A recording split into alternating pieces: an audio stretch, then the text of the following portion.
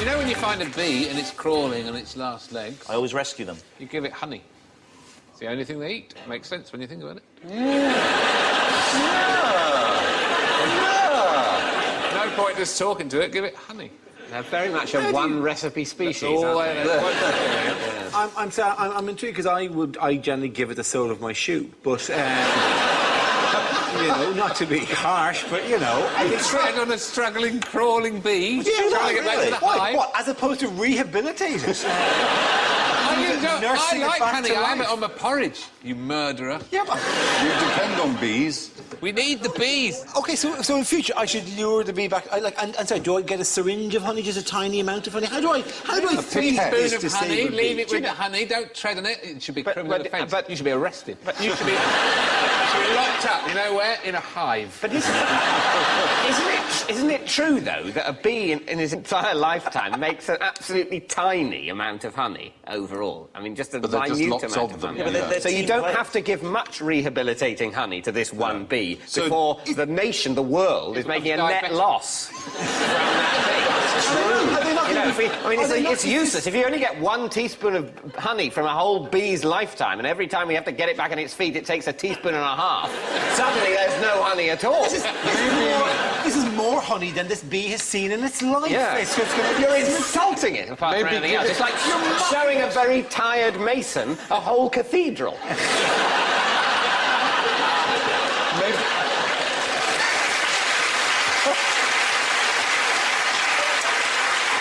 Well, let's say that you're in between Alan and Dara. So, like Alan, you want to help the bee give it honey. But like Dara, you also want to kill. What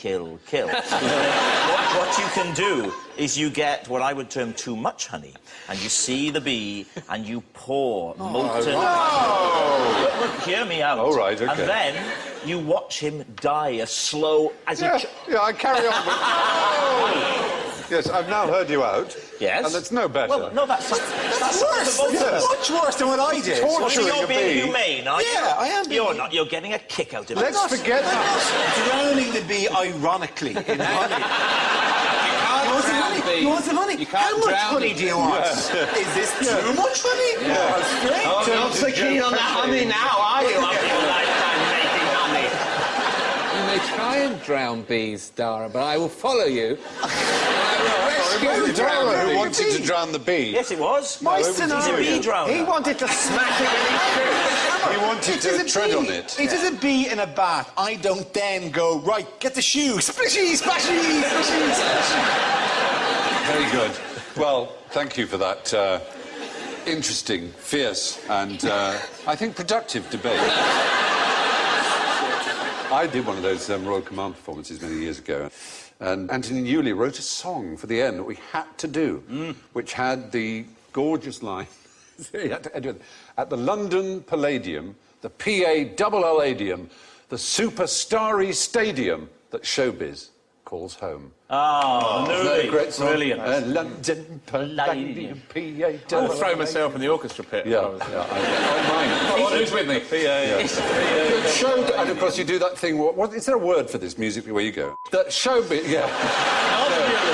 for what I'm about to mention, that showbiz calls home, have a banana. That showbiz calls home, and I love it. That showbiz calls home. Will you shut up? That showbiz calls home. What is that? The annoying coda. Yeah, annoying coda. Yeah. I don't know what we're talking about anymore, but I completely lost track. Who's this Newley man? Anthony Newley was Anthony Newley. He used to sing with 100 syllables. Like that. And David Bowie stole his voice, of course. Yeah, David Bowie, exactly. And he was the first, well, not the first, but he was a very early Artful Dodger. He was, one of the first, Yeah, come on, silly. Yes. And he was, of course, one of the most successful British showbiz people of all time. Won Oscars, won Tonys, and he wrote Goldfinger. So before we snigger too much, Goldfinger. And there's a story, because Tony Newley told me himself... You haven't got a he child, wrote Goldfinger. Daddy. He won the Oscar for Goldfinger. he won the Oscar for Goldfinger in 64 or 65, and he was up against Henry Mancini, and he was at the Oscars, and he says, Dan, if you ever win... Hang on, I'm doing Max Bygrave for some reason. Dan, if you ever win an Oscar, and you will, he said...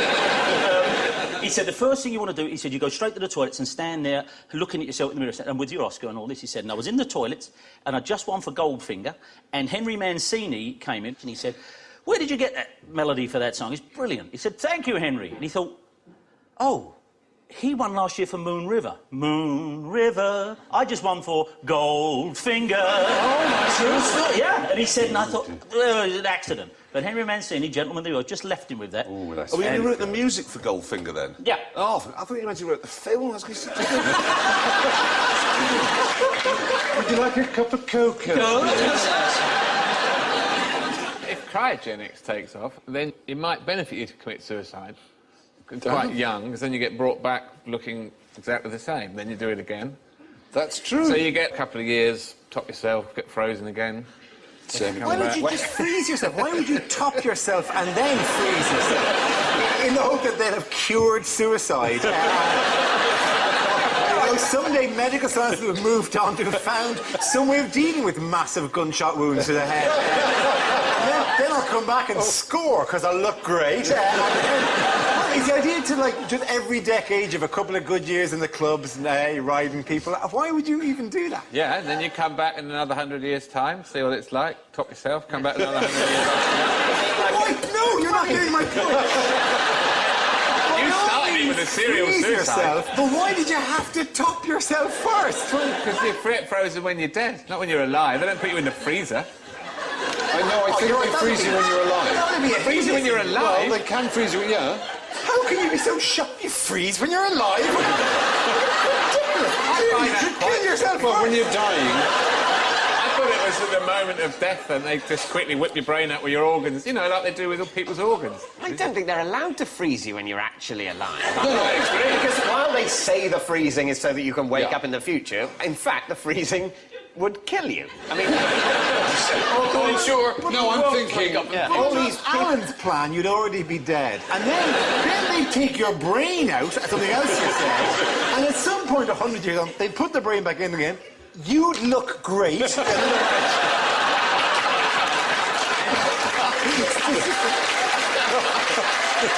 to work.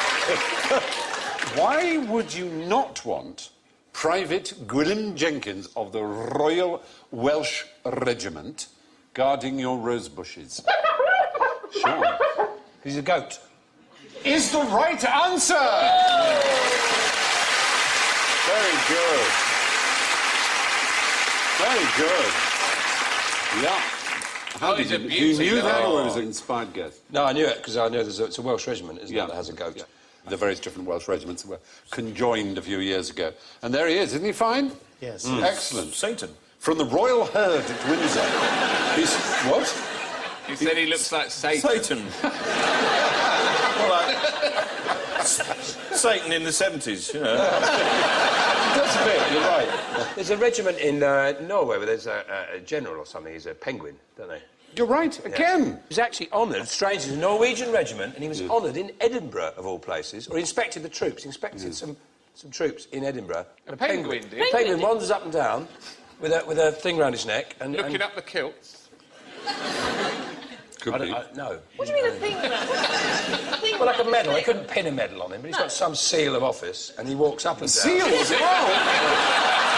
God! Wow! We've got a seal, a penguin. Right. But other regimental mascots include... What would the Irish Guards have? Leprechaun. Big dog. Goldfish. No. Not at all. One of those Irish dogs. Irish Wolfhound. Wolfhound, thank you. Irish Wolfhound is indeed, yes. The Argyll and Sutherland Highlanders, what would they have? Big cow. Massive, great. Or a bull. A haggis. Thing. No. Cow. No. Pekingese. No. Tiger. A tiger. Big tiger. An Argyll and Sutherland Terrier. Oh, no, it's further... What do you get? It's about the same size, virtually, as the Irish Wolfhound and the goat. Oh, the cow. The bonsai panther. Really small. What's up north of Scotland, further north? Wales. Shetland pony. Shetland pony. Well done, Alan. They have a Shetland pony. And the Worcestershire and Sherwood Foresters. Bottle of sauce. Yeah. Woodlouse. A man Massive dressed woodlouse. as I didn't bottle of say the sauce. Worcestershire and Sherwood Foresters. With his face out in it, you know, like that. Chaffinch. Not. I read that, you know, the current North Korean leader, Kim Jong-il. Yeah, beloved leader or beautiful leader. He demands... Kimmy. He demands that his duvets are filled with the softest down known to man. And the softest down, apparently, known to man, is the chin of a sparrow. And he has 150,000 sparrow chins stuffed into his duvet. No. Did they shave the live sparrow and send it back, or did they kill a sparrow? Yeah, just a little tickle under the chin. Chuck it under the chin. Stephen fills his duvet with the softest man known to sparrow.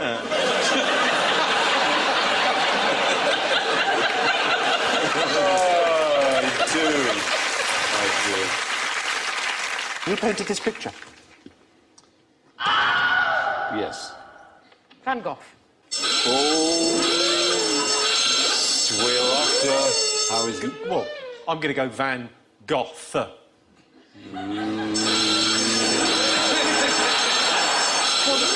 Gogh. Van Gogh. Van Gogh? Van Gogh. Here's Jimmy. Cézanne.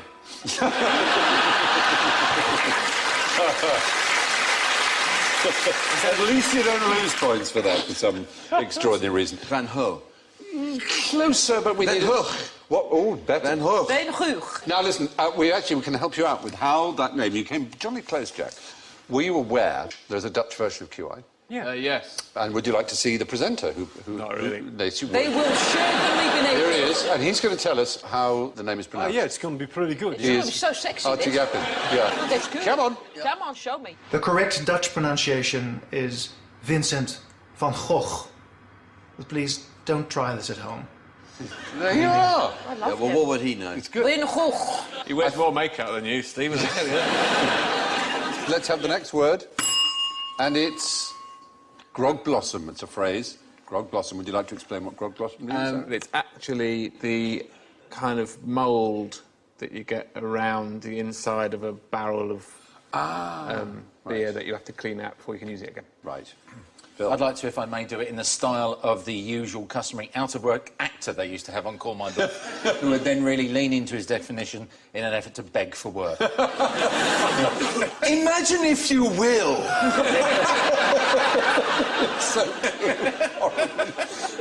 a lone figure walking across Hampstead Heath, the sun glinting in his very eyes, for he is making his way back from an evening at the inn, where he has partaken of mead and other lascivious beverages.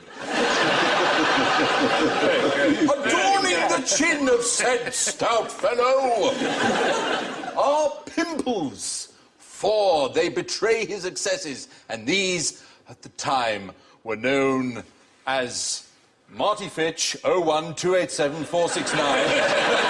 available for Panto. Grog Blossom. Oh, bravo. Excellent.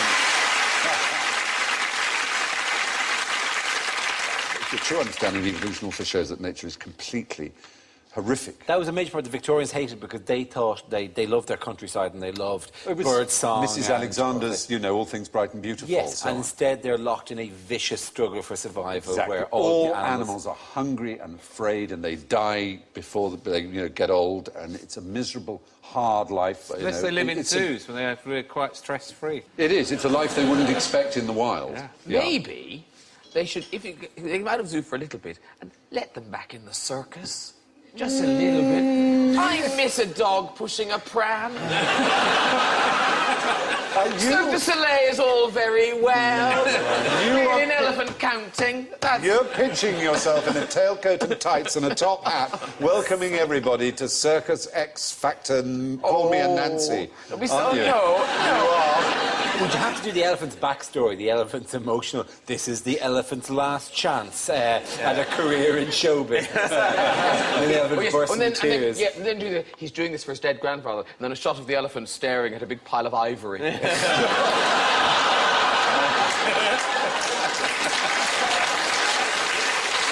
You are a sick puppy. Just some piano keys. That'd be... Oh, The man is like to play for him. fabulous. Yeah, my granddad was in show business as well. Oddly enough, it seems that both girls and boys will take more pain from a woman. They did calibrated tests of putting fingers in a clamp, and both men... I know. Who volunteered for that? I know. Who would volunteer for You such get a to thing? keep the clap. Students, you pay students. Anyway, you say stop when you really can't take the pen anymore. And in both women and men's cases, women could turn it further. But oddly enough, there are all kinds of other things. If there are pleasant pictures on the wall, you can take more pain. And it was rather good to know that that's what art does for us all. Well, there's a wonderful Relieves thing the pain called of living. Stendhal syndrome. Do you know about Stendhal syndrome? Oh, yes. Which is so a wonderful idea, which is that people who are so overwhelmed by a piece of art, they feel faint. I think we covered it in the last series. Do you remember Stendhal's? No. That's the beauty. We can do the questions again. Again, I'll only go, that rings a bell. The odd thing is also painkillers have different effects. Did you know this? But right up until the 1990s, drug companies did not test painkillers on women. Because they complain anyway. Whoa, Jack, you're making friends. Oh, I fear you probably... I think Jack better suffer for that one. Actually, women's ability to take different levels of pain alters in different stages of the menstrual cycle. And so the pharmaceutical company said that women were not a reliable test of painkillers. Because we were all over the place. Because you were all over the place. But then the American FDA said this is not good enough and you must factor it in and work out how to test painkillers. Just come back from America, Stephen, isn't there fantastic drugs in America? You can buy, shed loads of drugs in America, right?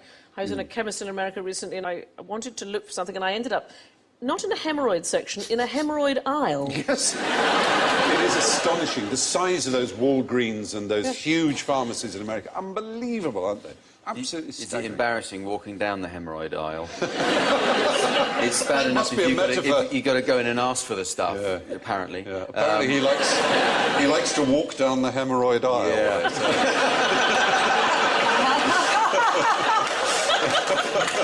Oh, dear. Get out exactly an hour, though. What was the hour? Where did they... hour? Why did they decide on an hour? What was that? What was the reason? Why an hour? Why not just, half an hour and make that an hour? Because 24 is divisible in so many different ways. It's very factorisable. Divisible by 2 and 3 and 4 and 6 and 8. 10. Exactly. You could add 10. No, 10 is only divisible by 1, 2, 5 in itself. Only one... That's why 24... If you go into another dimension, you could have anything you want. But unfortunately, we weren't in another dimension. Oh, I'm sorry. Forgive me, but why was it important to divide 24 by 8? Yeah. Well, no, to have as divisible a system as possible. Why wouldn't it be 100? Why not have 100? Make it all up to 10. If you want to do that, then you can have a plan to decimalise time, if you like. In fact, I'm going to live my own. I might make my own. In Yeah. fact, I'm going to cross 2 of these off. The time What do you want to do? let's have a vote. What should we I'm going vote to get off, rid of though? Read this number. 3 and 8. Well, last night you joined the show. No, you can't do 1 to 10 because then we'll never have 11s ever again. So, No, I'll leave it at 9s. so look, can you just... 9s? 9s. So what is your system? How many hours are in your day? 20. 20 hours Make of it nice and daylight. simple. We'll call it a hurrar. Right. Okay, a hoor. A hoor? A hoor. Strumpets. The prize is a whore, I think. 20 strumpets. Yeah. Well, it originally was 12 hours because the Babylonians were the first really Yeah, well, to what do come they to know? it. Well, but they had a base 12 counting system. But we have 10 fingers Yes. and 10 toes. And then you could count off the bits, the sections of time by each one of your digits, couldn't you? What time is it? What time is it? 1, 2, 3.5. 2 minutes past 4. What Yeah. would that be then? About 6. About 6, yeah.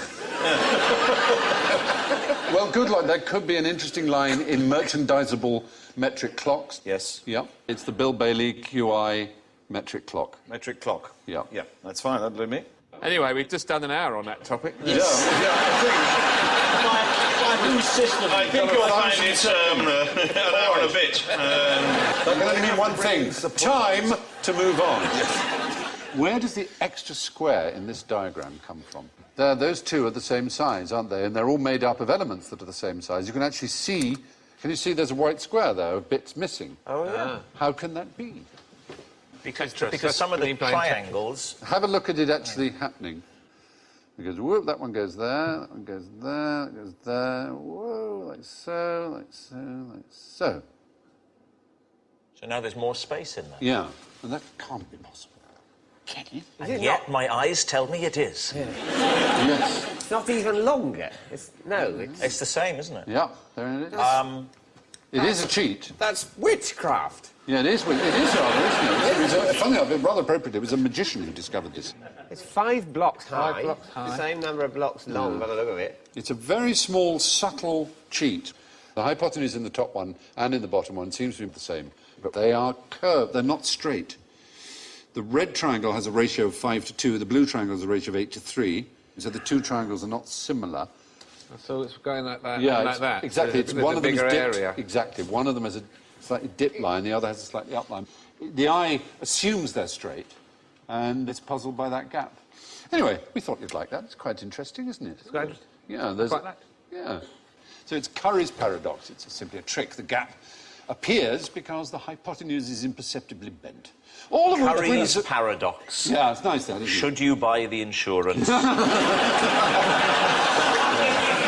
Or just risk it? Yeah. But there are, of course, the lovely Osmonds. Aren't they lovely? What teeth?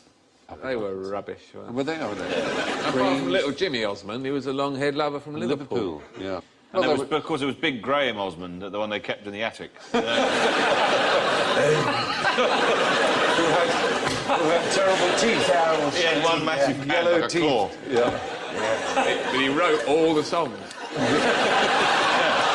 By groaning them.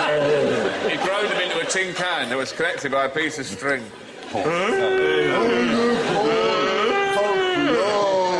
Wild-hearted Crazy horses!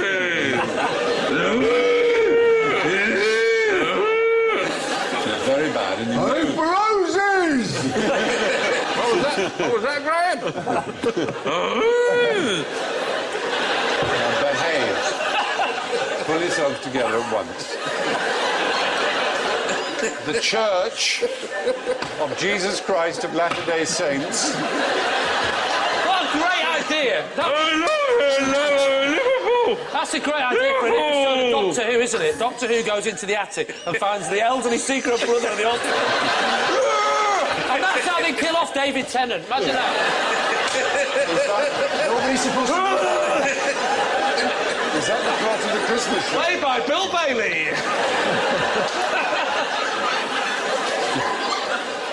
I was buying some ties the other day. We were having some ties and the person surely selected having for them you. selected for me. And they said, "Do you want them in a bag or should I put them in a box?" I said, "Oh, I'll have them in a bag." I said, "Though," I said, "if I'd asked you to put them in a box, you could have said to your friends you spent the day tie boxing." Oh, I know. What did we And we laugh. There you are. Yeah, This is kind of gold you miss if you're not on the street where Steve... I regret it. I just thought at the time. It's a very nice one. Well, And I imagine when he came round... in what sense? He picked himself Oh, right, back yeah. up off the floor. Shall I still put them in the box? All right.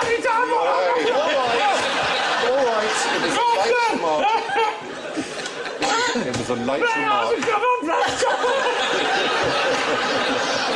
Yeah. Wish I came in here more often. Why did it take 300 years to give the giant tortoise a scientific name? A scientific name? Yeah, i.e. the Latin name. It turned out to be called Geochelonia, you know. Is it because they just thought that was pretty good, giant tortoise? We'll leave it with that. Yeah. So, Yeah? no, I was going to say something about which now is unusable. I'm going to have to say it now. Go on. Have with it, man. They thought... It's better be They good. thought it was a normal tortoise, but closer, is what I was going to say.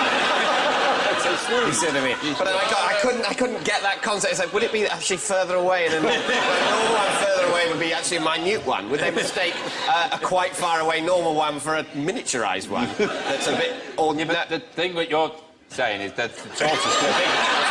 It's just it's a further way. If they say, I like it. Oh, go that way. yeah. If there was like a tortoise over there that was giant, but for some reason thought it was just there, then I wouldn't think it was giant. I'd think it was just, oh, there's just one there. It was just a normal tortoise there, nothing about that. Oh my God, it's over there and it's massive! It would have to be on a huge beach with no other points of reference. Well, yes, exactly. Yeah. Are they... That's not the reason. Are they, are they particularly litigious? Now, if you give me a name, I will sue you. No, it wasn't that. It's a nice thought again. No, they had another property which was most unfortunate for them to have. What, the tortoises did? Yeah. They were edible. They were so edible. Anyone, I mean... Anyone who saw one couldn't stop to think of a name for it. They just had to eat it straight away. Really one of those... Yeah. I don't know what they're called. There's no... Do you know... Just get one, they're really very good. There's no We just call Latin them name for the dinner. pistachio nut. Exactly the same way. No one can be bothered. Just shut up with your Latin. Eat them. They're brilliant. That's what happened. No Latin name for Maltesers. None of them made it.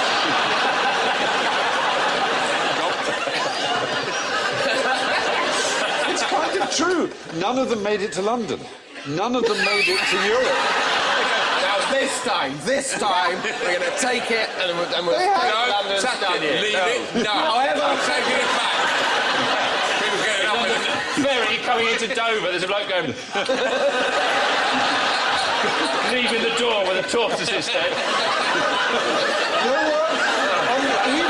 all right, look, take 9 of them, we'll eat 8. Absolutely. And then everyone's looking at it and going, come on. And then the seas become... The days on end, the seas become, there's one tortoise left. Yeah. At the end. Come on, sir. Come on, we'll go back. Let's just go back and get some more. Imagine the moment after they've eaten that last tortoise. They're sitting there thinking, we are. I'm too full. Even Darwin, on Darwin's last book. There were dozens. There were dozens. He collected every species in the world and ate that one. They had them all. They did. Well, done all those, done all the butterflies, done all the beetles. I'm eating that. The only descriptions of them are comparing them to chicken, beef, mutton and butter and saying they're how much better they are than all of those things. No one who'd ever eaten tortoise had ever eaten anything better. Why are they not farmed? And the liver and the bone marrow, every part of it was unbelievably Whereabouts delicious. are they from? Well, from the tropics mostly. Are there flights over there? They are now protected. All 12 species. They're that delicious, they can't be. Well, they just say, yeah, we've protected them, they're all in there, no need to look. But there were some that survived, however, and let me tell you about a very extraordinary That one. bloke there, he's just befriending that one. Yeah, come over here, my pretty. I'm trying to think of a name for you.